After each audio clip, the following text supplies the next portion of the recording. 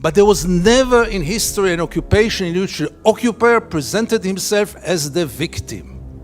Not only the victim, the only victim around. This also enables any Israeli to live in peace because we are the victims. You probably noticed the year on that video. It isn't a recent video, but it's a video that is now going viral. And the person in that video is award-winning Israeli journalist Gideon Levy. He's putting out some plain truths about Israel, some rather unpalatable truths, one might say. And a lot of what he says, in fact, sounds prophetic, especially when you know that this is not a recent video. This video was taken in 2015.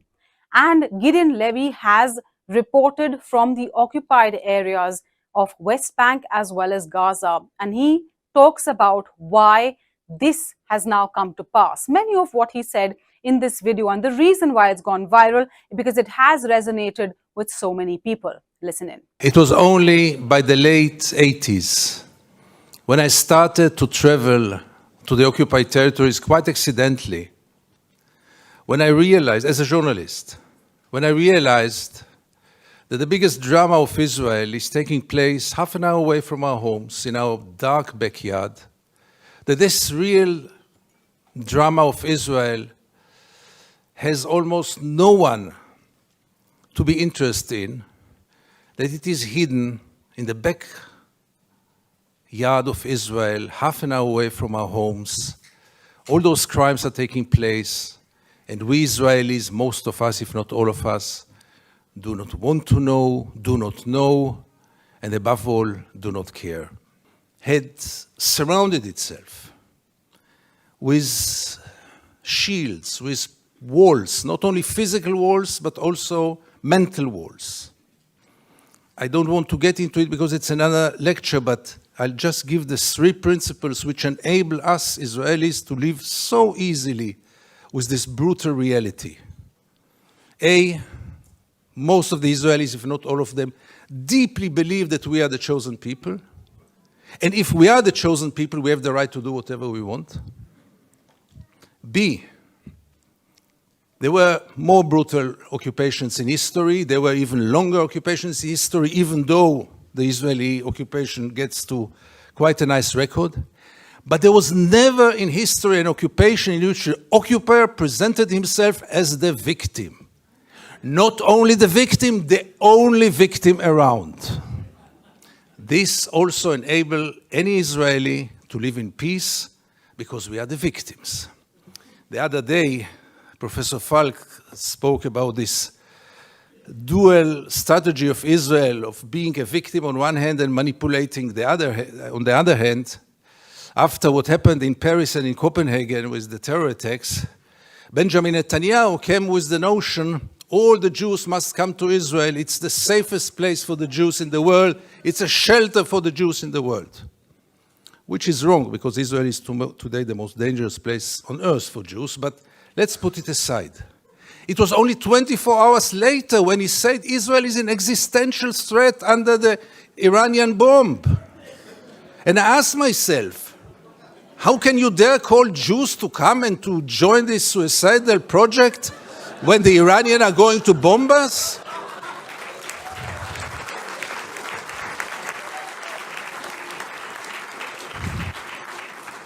But in Israel, everything goes, and both declarations were accepted as the only truth. And here I get to the third set of values which enable us Israelis to live in peace with the occupation. And this is maybe the most crucial one and the worst one. We say victimization, we say chosen people. When I say victimization, it goes without saying we have to mention the Holocaust and the unforgettable Mrs. Golda Meir that the American jury had exported to Israel. She said once, this unforgettable woman, that after the Holocaust, the Jews have the right to do whatever they want.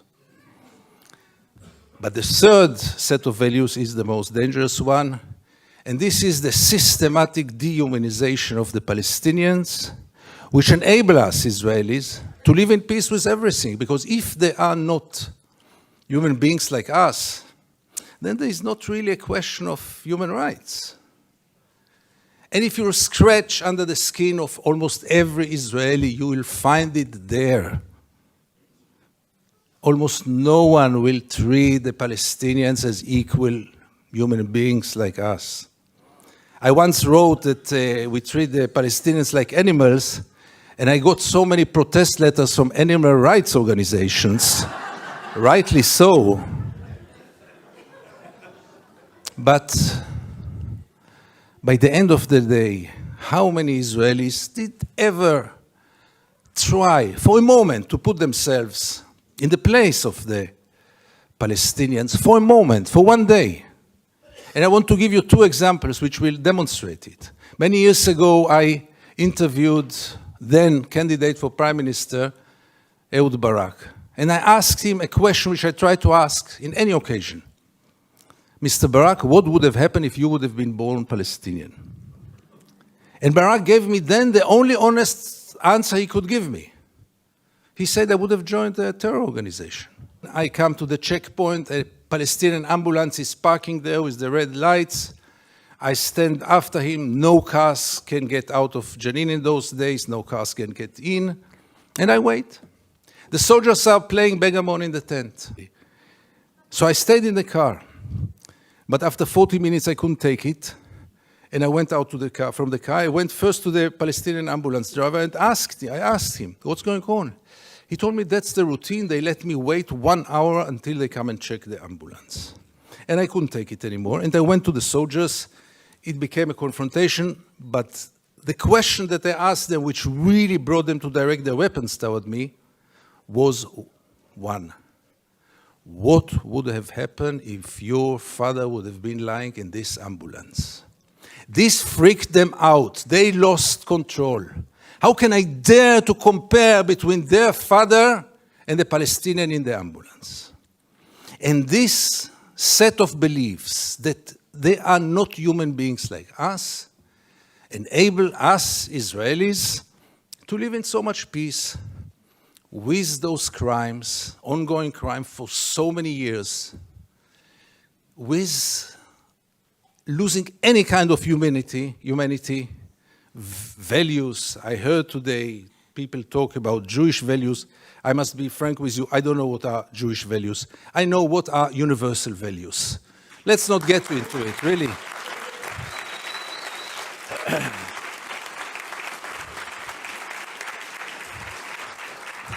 There are very clear universal values.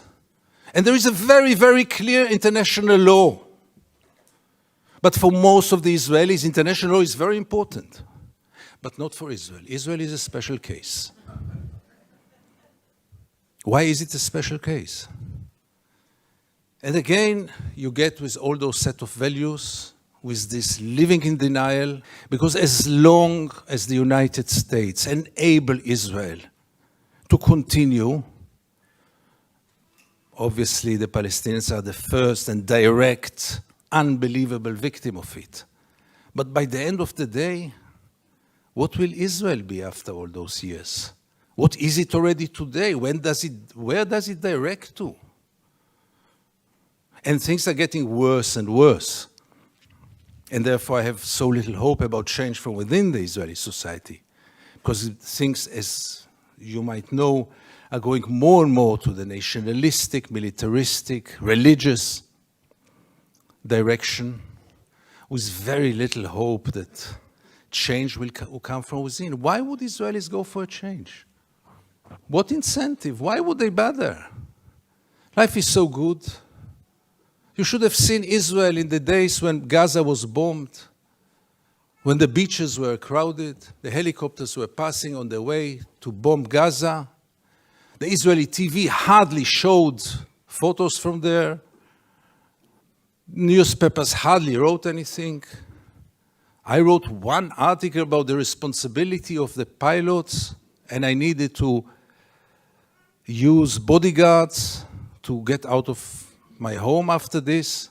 The problem was, by the way, that the bodyguards were settlers, and they argued with me all day long until I saw that I'm much more secure without the bodyguards rather than with them. But But the last war in Gaza, and this will be my final remarks, the last war in Gaza taught us also that Israel, which has three regimes today, maybe the only country, the only state in the world with three regimes, one for the Jews, one for the Arab citizens, and one an apartheid regime in the West Bank and Gaza, one of the most brutal and cruel tyrannies in the world. But even for the facade, even for this democracy, which I always thought is a democracy for its Jewish citizens, I realized last summer that it is a democracy for its Jewish citizens, but only if they think like the majority. And therefore, and by this I want to conclude, I want to tell you all that few of us, very few, much too few, but few of us are looking to the West, Europe, and then United States, with a great hope, because we lost hope in Israel. Thank you very much.